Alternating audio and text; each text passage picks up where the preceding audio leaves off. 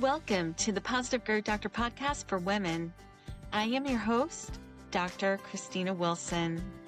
I created the Positive Growth Doctor after years of dealing with societal expectations, self-doubt, and perfectionism. I leveraged my 30 years of experience as a positive psychologist to address limiting beliefs and gain clarity through faith-based emotional wellness techniques rooted in mindset renewal and biblical truth. Subscribe to the podcast and check out the earlier episodes so you don't miss a thing. Let's get to it. Welcome to the Positive Growth Doctor podcast. I'm your host, Dr. Christina Wilson. I have a question for you to ponder. Are you ready? Are you making decisions about your family or your future based on God's pace, or are you reacting to the ticking clock of societal pressure? Now, remember that God doesn't call the qualified, and you probably have heard this before. He qualifies the called, which is great news for us, right? Because we're trying to figure out so many things in life. So why not just let him have control over that, like the bigger picture? Why try to handle that ourselves? So in this episode, we look at biblical truths for the battlefield, and we will explore how we can practice active waiting, serving God fully in our current season while holding our desires for the next. So find the full transcript for this episode in your favorite podcast app and share the podcast with other women to help them grow. And you can also leave if you want to extend your reach further to many more women, it's simple. You could just leave a review on Apple Podcast. I appreciate you. So the theme for this episode is deciding on marriage, motherhood, or whatever it might be, and trusting God's timeline. Now, the decision to marry and have children it's big and full of fear. There's fear of losing yourself, fear of the future, or even the pain of waiting. We're not good at waiting, are we? Not in this society. And, God didn't create us that way, but society has molded us that way. And that's problematic. It makes things much more difficult than it has to be. So this episode speaks to the mindset of trusting God with our legacy. It is a topic that really hit home for me. At one point, I thought that God didn't intend for me to even get married or have children. But he had other things for me to do along the way. And so I just thought, okay, it's taken a really, really long time. So this is, I was okay with that. And I just decided, to be okay and just embrace what he did have at that time. Now, sometimes it's the case where he doesn't, intend for someone to get married or have children. And that's okay, because he does have something wonderful for you. So, as some of you know, I didn't have a solid foundation based on my parents' marriage. They divorced when I was 4 and then again when I was 5. And that is a whole other episode. But I was married to my work for many, many years. And it was the Lord's work. And I loved it. It was wonderful. But I want to share this with you. So I need for you to listen closely. Please hear me when I say that rejection is protection. Okay. So someone's rejection of you does not define you, period. And it might be, and probably is, preparing you along the way for something even more beautiful and bigger than you can imagine. Now, I always say that I kissed a lot of frogs along the way, but let's be real. I stayed in these relationships way too long. And I know that it wasn't what God had for me.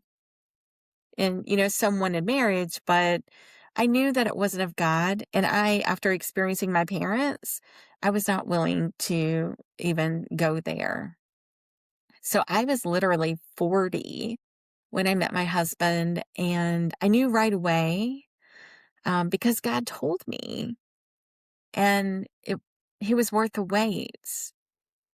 And we got married soon after, and I got pregnant right away. Even though two doctors had told me that I would never get pregnant, I would never have children. So not only that, but God was clear that he had big plans for this child. And talk about the heaviness of this. By the way, he has big plans for all children and for all of us, as long as we are willing to step into it. But I knew that God planned to use my son to bring others closer to him. And it has been the most beautiful thing to watch.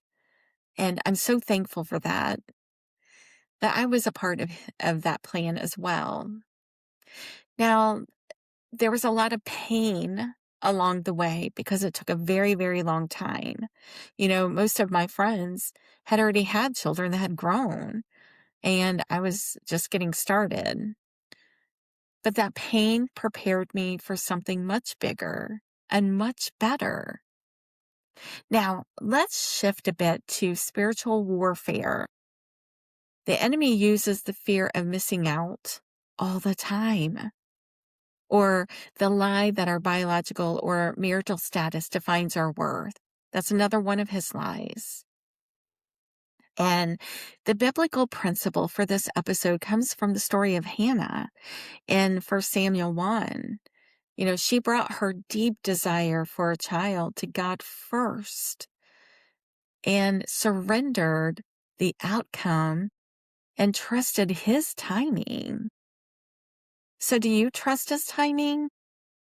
Or are you trying to control it by excessively thinking about it, or worrying about it? Have you let go and given it fully to God? Yes, it's true.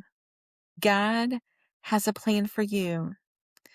And it might not include a husband or children, but it is a beautiful, beautiful plan nonetheless. Now, Satan tells women that they have to have a husband to be happy, or they have to have this or that, the house, the money, in order to be happy. By the way, that comes from societal expectations too. Hint, that comes from the world. Thus, it comes from Satan. See how that works? In fact, James 1:16 through 27, I believe, reminds us that marriage does not guarantee happiness. No one and nothing makes us happy if we're apart from God. It's very important. And the second thing that I want to explore with you is the idea of not having children. When you have children, that adds a whole layer to life that isn't always easy. I used to teach parenting groups for many years, and usually parents were there not on their own accord, by the way, and they weren't very happy that someone who never had children or never been a mother was telling them what they thought was how to raise their children. In fact, they would ask me, why I was even there to help them in that area. But I reminded them that I was once a child and I had parents who taught me what to do and what not to do. And there's more than one perspective in addition to the theoretical one. Also, I've learned so much from parents like them over the years, and I'm so thankful for that. So it never failed at the very end of the course. They loved it so much. And they said, "Well, can I do this again?" So it must have been doing something right, even though I had never been a mom before at that point in my life. You see, He prepares us along the way for what He has for us. And my parents had lost a child when my mom got pregnant with me a couple years later. My dad was not very happy about it. There's a lot of fear. If you've ever lost a child, you don't want to do that again, right? And that's exactly it. He didn't want to go through that.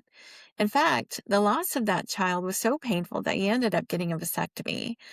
Um, after learning, that I was coming. However, when I was born, they say he just looked at me with just such love. And, he just couldn't believe that he made, this baby, this amazing baby. But, the newness wore off and, that didn't last for too long.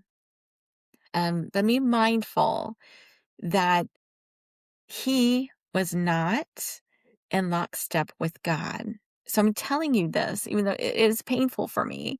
I'm telling you this because I want to show you what it's like when you aren't in lockstep with God and you're doing life on your own terms, right? He didn't have a family. He didn't grow up with a family that really showed him how to parent and how to be a husband, and all of that. And, there's a lot of alcoholism and addiction. So my mom and I were just secondary to that, unfortunately. He didn't grow up in church. So sadly, he wasn't the dad that I needed him to be, as a result. But, and that is what it's like when you step away from God's calling. Okay. You miss out.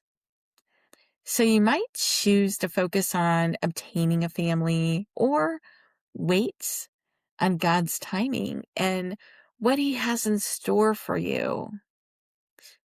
And know that the spirit of peace, it comes from knowing that your seasons are held by Him, not by societal guidelines. Okay. There's just so much pressure, societal pressure that we go through as women.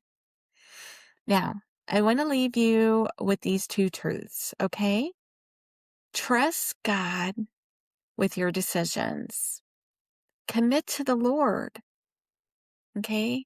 Commit to the Lord in whatever you do. In Proverbs 16. And also, in all your ways, submit to Him. Proverbs 3. I hope this helped. And let's meet up again next week because we are going to dive into a whole new series. Have a wonderful week and be blessed. I appreciate you. Thanks for listening to the Positive Growth Doctor podcast. Be sure to leave a review and tell other women about the podcast. Let's support each other. Find the full transcript for this episode on your favorite podcast app and learn more at thepositivegrowthdoctor.com.